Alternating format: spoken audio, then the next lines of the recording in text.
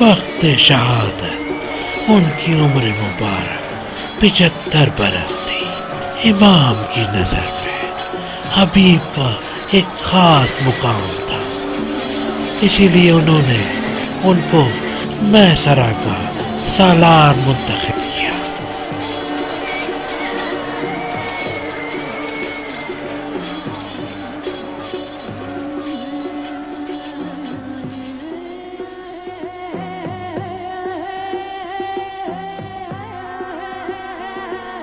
خدے بن سدے نے آپ کا سر مبارک تن سے جدا کیا گیا اور ان کے سر کو بھی تمام اصحاب کے سر کی طرح میدان میں پھرایا گیا۔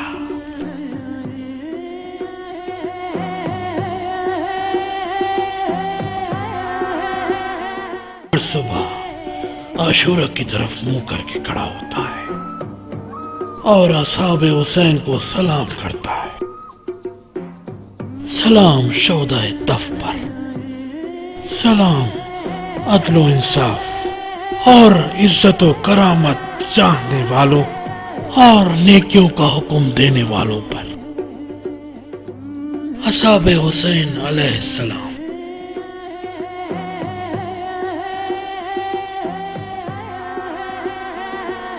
کوفے کی جامع مسجد میں سید القرا بریر بن ادے کی خوبصورت اور دلنشیں آواز حق کی بشارت دینے والی روح انگیز آواز تھی، جو کوفیوں کو کلام الہی صحیح طور پر سمجھنے اور حسد کے فتنے سے باز رکھنے کی کوشش کر رہی تھی۔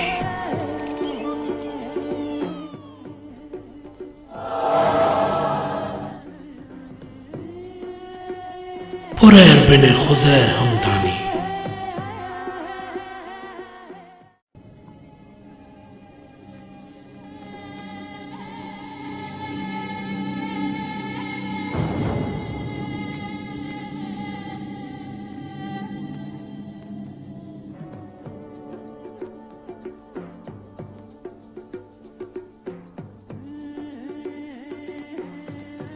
بریر بن خزیر ہمدانی قاری قرآن اور قبیلہ ہمدان کے پرہیزگار شخص تھے، جو کوفے کی جامع مسجد میں قرآن کی تلاوت کیا کرتے تھے۔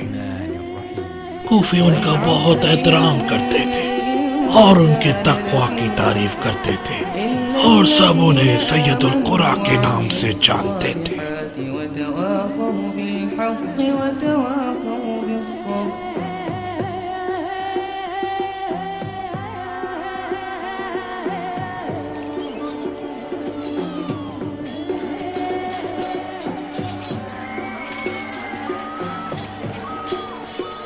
عاشور کے دن جب حق و باطل ایک دوسرے کے مخالف تھے،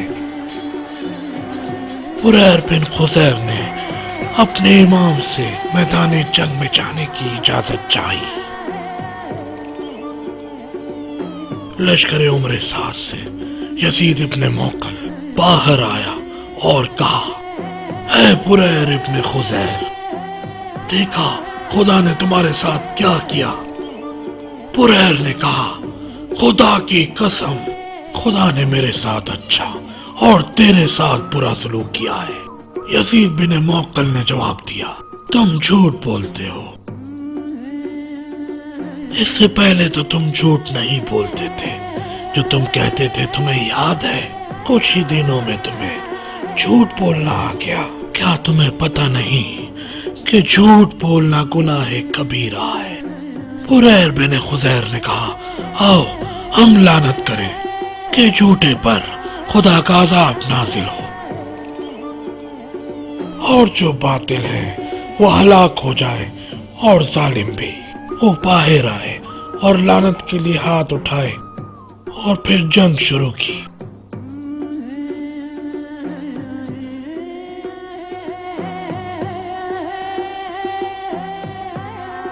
شروع میں یزید نے بریر پر وار کیا، جو سخت نہیں تھا۔ بریر نے جوابی وار کیا، جو اس کے خود کو توڑتا اور کاٹتا ہوا اس کے مغز تک پہنچ گیا۔ لشکر عمر سعد کے کچھ سپاہی یزید کی مدد کو آئے۔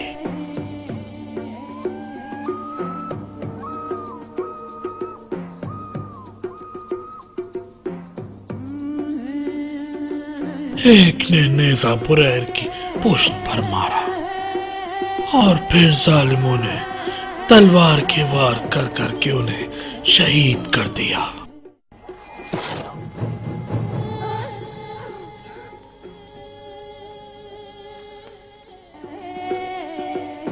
اس وقت ایک شکی شخص کہہ رہا تھا یہ بریر ابن خزیر ہے جو مسجد میں ہمارے ساتھ قرآن کی تلاوت کیا کرتے تھے۔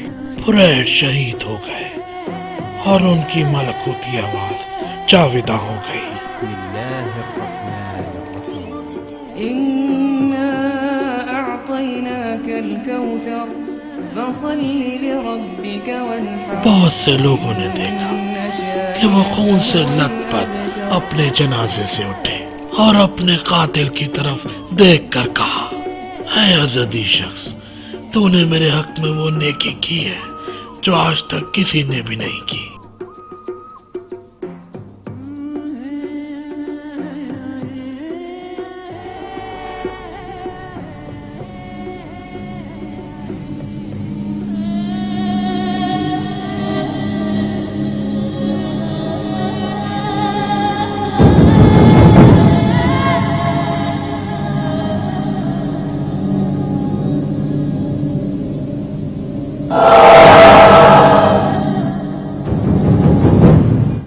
حجاج بن مسروق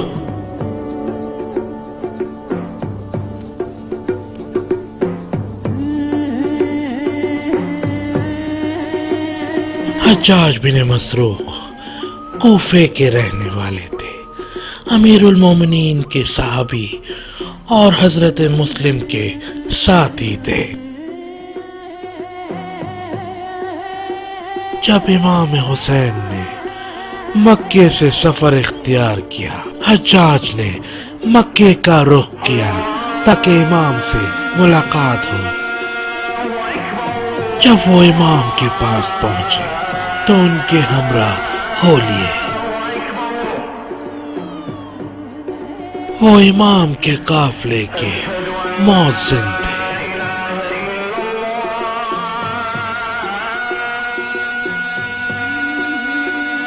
جب بھی نماز کا وقت ہوتا تھا تو وہ اپنی ملکوتی آواز میں اذان دیتے تھے۔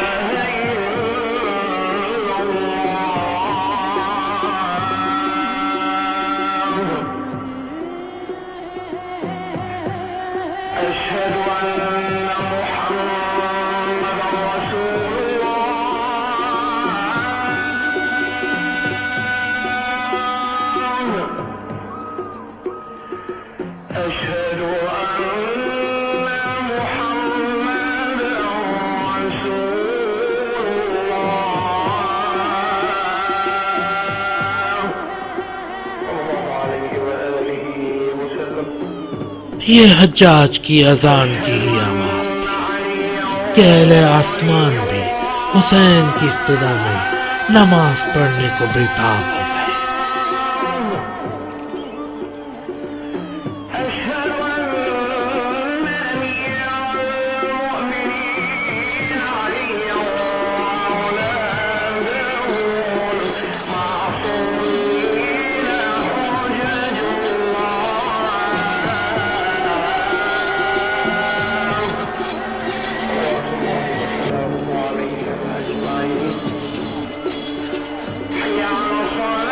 روز عاشوراء جب اصحاب حسین شہادت میں ایک دوسرے پر سبقت لے جانا چاہتے تھے، ایسے میں حجاج امام حسین کی خدمت میں آئے اور جنگ کرنے کی اجازت طلب کی تو امام نے انہیں جانے کی اجازت دے دی اور وہ خوب شجاعت سے دشمن پر حملہ آور ہو گئے۔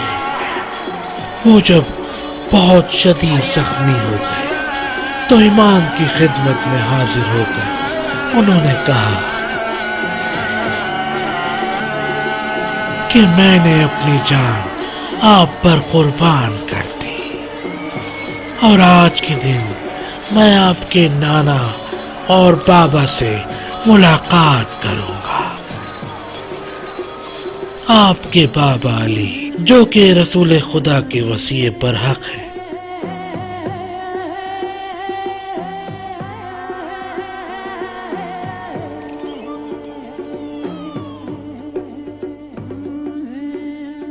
امام علی مقام نے فرمایا کہ میں بھی تمہارے بعد اپنے نانا رسول خدا سے ملاقات کروں۔